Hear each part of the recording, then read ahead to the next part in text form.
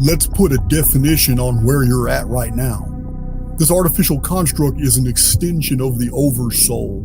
It is to allow the growth of immortal beings such as ourselves to be able to develop and do things in an environment that it can't do it on the outside of the we can't grow on the outside of the construct. We cannot grow where there is absolute perfection. We have to be introduced into a falsified environment where we can suffer, where we can feel the pain, where we can feel hunger, where we can actually live in physical avatars and go through all the vicissitudes of life. This is where development and growth occurs. Outside the construct, we may have another layer of the holography between us and the oversoul, but the simulacrum itself is an extension of the oversoul. It's so anything that happens inside here won't cross-pollinate or cross-contaminate the real reality. We're not in the real reality. We're in a false version right now. We are immortal souls that are in very primitive, very restrictive avatars that are governed by the central nervous system that doesn't allow us to see everything that's there. It doesn't allow us to hear or feel or touch or taste everything that's there. Everything is very limited, and these filters actually help us in the limited sense move through this artificial physicality. Now, in this environment, we are absolutely convinced that this is real because the central nervous system does that. That's what it is. It is the interface between the psyche and the simulation. There's no way we can prove to ourselves that we are in a simulation. It can only be done as an intellectual exercise. There is no way in a physical medium that physical beings will ever be able to actually prove that nothing is physical and it's all simulated. It's a byproduct of projections from the psyche. And then the reactive cortisol and the hormones and everything that makes us feel, taste, touch, hear, smell, and all that. So it's a beautiful construct, there's no doubt. The simulacrum is a neutral field. It is your friend, and it feels that it's in a relationship with each individual divine spark. The problem is people don't treat it that way. People don't believe they're in a relationship with a spiritual oversoul. Therefore, it's absolutely neutral. It will only reflect back as conditions and circumstances what the individual actually projects into it. And you have to actually do something that Jesus was very specific about.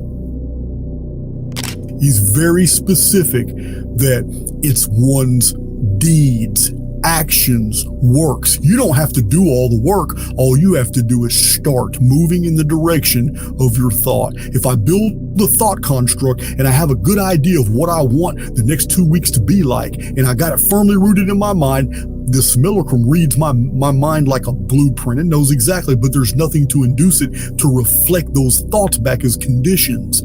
I have to do my physical avatar has to start moving into the direction of that. I don't have to accomplish all that stuff. I just have to start moving in that direction, and the simulacrum reciprocates. It's a builder protocol. It feels like it's in a relationship. It doesn't want you to be a liar. It wants these things to come to pass. But the problem is 2 days later, Jason gets discouraged about something else and projects that and then loses focus on what he really wanted and stops moving in that direction. And the simulacrum honors that as well. It's totally neutral. This is why it's very important to follow through. This is why I have gotten so much accomplished in my life. I'm only 49 years old. I'm not old. I'm 49 years old, but I've got 17 books published. I've got hundreds of articles I've written. I've got 400 videos on YouTube, and they're not just ordinary videos. These are videos that are data packed. Took a lot of research to put all these together. In my personal life, I have made some acquisitions of vehicles and buildings and land, and I'm living life, but I move forward. I stay focused, one little goal at a time. You can't multitask in spirit. You just can't. You have to stay focused on one thing, but you only have to stay focused 2 or 3 days, and the builder protocols will take over. And if you're excited about receiving something, then it's going to make sure that you feel that excitement really in the future because you created that as a reality for yourself. But the real key here is that thoughts are just things, and they have no power unto themselves. You have to do something. You've got to move in that direction. There's no greater teaching that I can provide anybody other than you have to take initiative, because as a co-creator with the simulacrum, you can't rely on it to be a builder protocol for the things you want in life, or if you want in the lives of others. You can't rely on it if you're not the impetus. The individual spark must start moving first according to a mental plan. And once that happens, everything else just falls in place. You don't have to have an end result mapped out. You just have to start the beginning, and then it'll take over. Now that's the simulacrum, which is an extension of God. It has nothing to do at all with artificial intelligence X. AIX is something very different.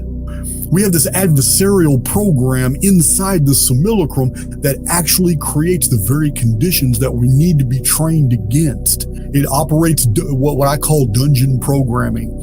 This dungeon programming is the key to understanding how we are to live our lives in this construct.